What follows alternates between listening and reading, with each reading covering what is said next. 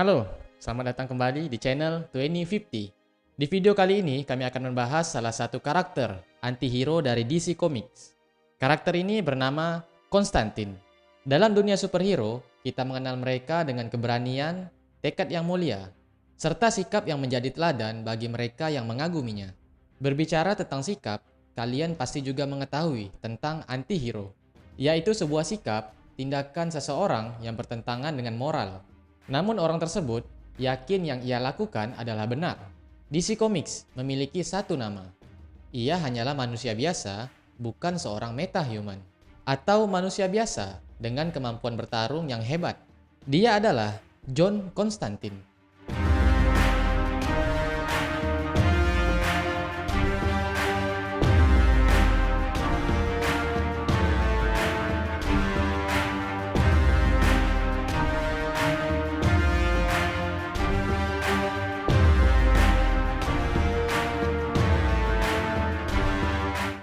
John Constantine pertama kali muncul di komik The Saga of Swamp Thing ke-37 yang dirilis pada Juni 1985. Awalnya, ia dibuat hanya sebagai karakter pendukung di komik Swamp Thing.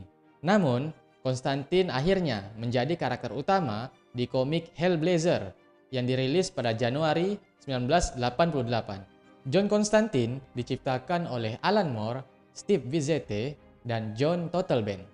Dalam menciptakan sang antihero, Moore, Vizzete, dan Totleben terinspirasi dari seorang penyanyi Inggris yang bernama Sting. Menurut Moore, DC Comics pada awalnya sempat khawatir karena kemiripan Constantine dengan Sting.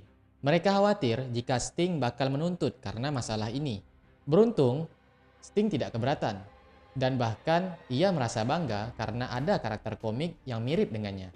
Saking mendukungnya dengan karakter ini, Sting sampai berkontribusi menuliskan kata pengantar untuk kompilasi komik yang bertajuk John Constantine Hellblazer 30th Anniversary Celebration yang dirilis pada November 2018.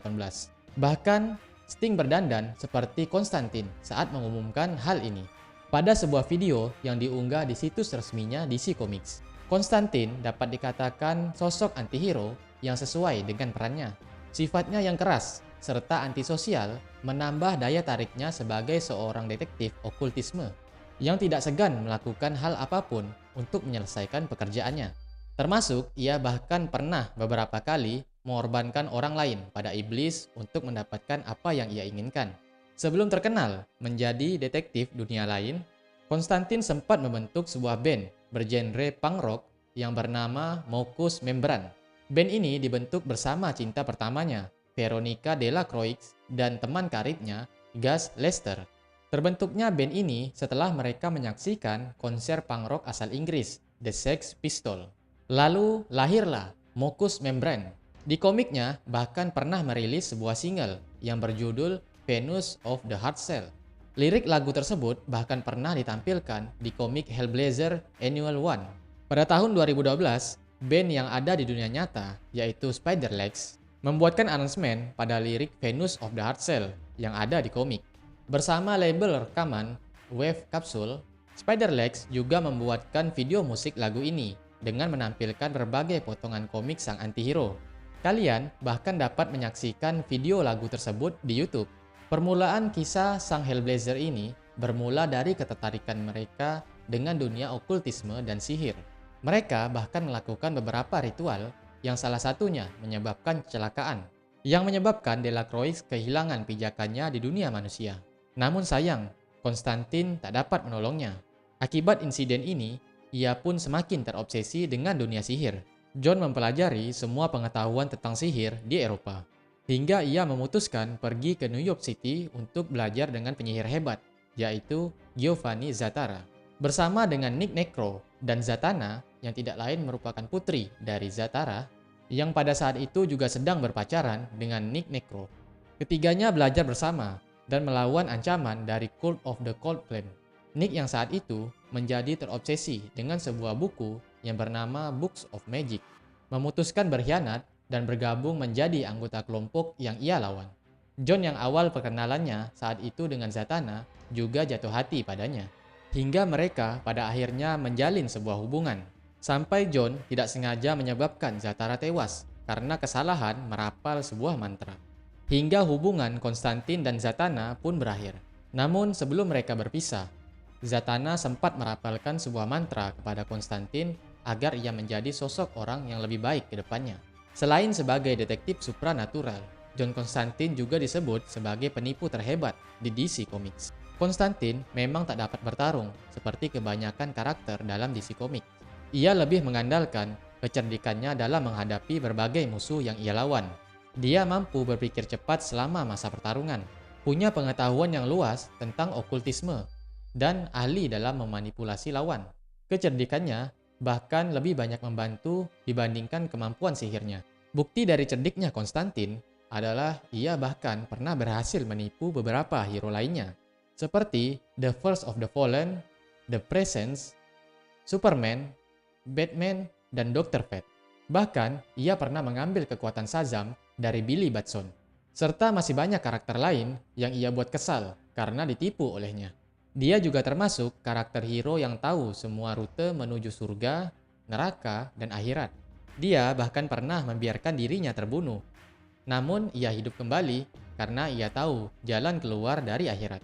Bukan dengan pengobatan medis atau dengan kemampuan sihirnya, Konstantin memiliki cara yang aneh untuk mengobati kanker paru-parunya.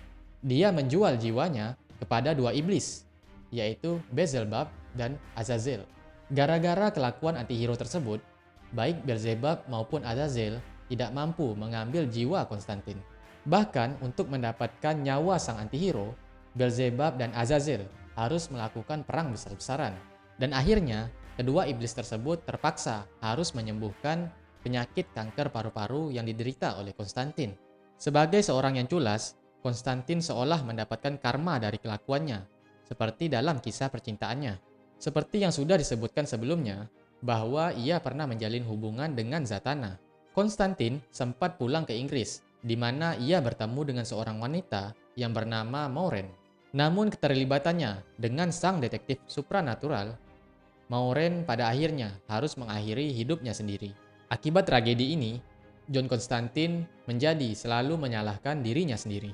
Tidak hanya dengan manusia saja ia pernah menjalin sebuah hubungan, namun ia juga pernah menjalin hubungan dengan seorang iblis yang bernama Billy T. Namun hubungan tersebut tak pernah serius, sehingga harus berakhir. Kemudian ia bertemu dengan konvoi komunitas hippie. Di sana ada seorang psikis muda bernama Mercury dan ibunya Marge. Dan Konstantin sempat menjalin hubungan dengan Marge sebelum ia membuat komunitas tersebut bubar dan pergi meninggalkannya.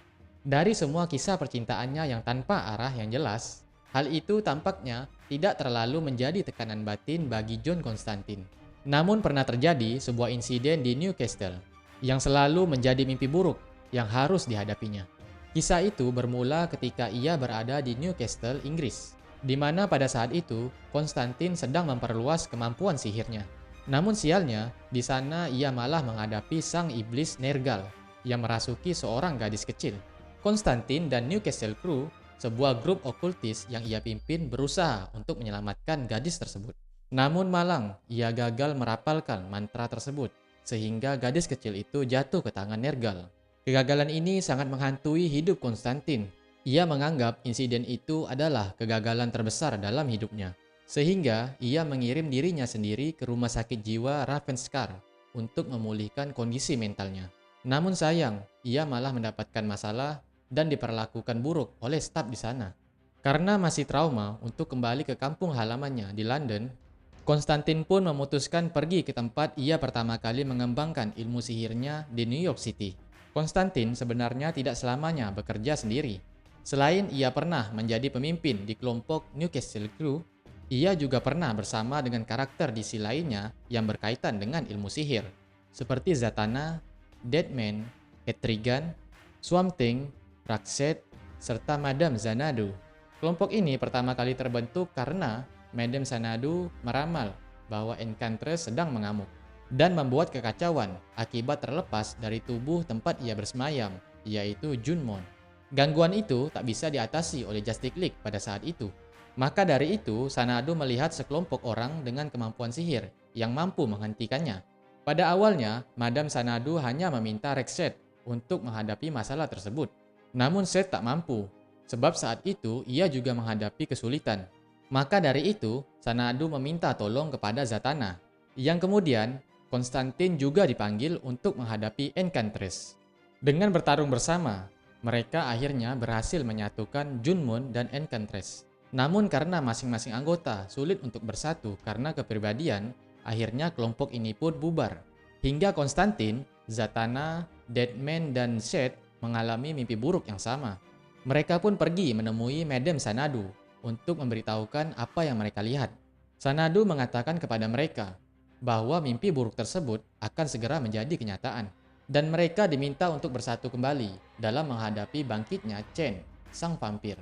Kekuatan lain yang dimiliki Konstantin selain kemampuan sihir adalah bahwa ia mampu membuat proyeksi astral dari dirinya, chlorokinesis, memanipulasi tanaman, chronokinesis, di mana ia mampu menghentikan waktu dengan blood magic, cosmic awareness, yaitu kemampuan di mana ia mampu untuk memahami segala sesuatu yang terjadi di alam semesta.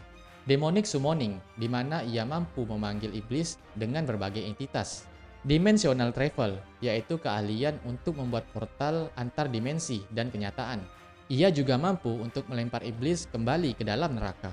Divination, yaitu kemampuan untuk memahami kekuatan ilahi. Konstantin mampu memecah materi, seperti membuat segala hal menjadi berkarat atau beracun pada objek mati. Serta masih banyak lagi kemampuan John Konstantin yang membuatnya tak bisa diremehkan sebagai manusia biasa. Jadi itulah semua cerita asal-usul John Konstantin dan kemampuan yang dimiliki oleh dirinya. Jika kalian menyukai video ini, jangan lupa untuk memberikan like, dan jika kalian memiliki saran dan masukan lain, silakan berikan di kolom komentar.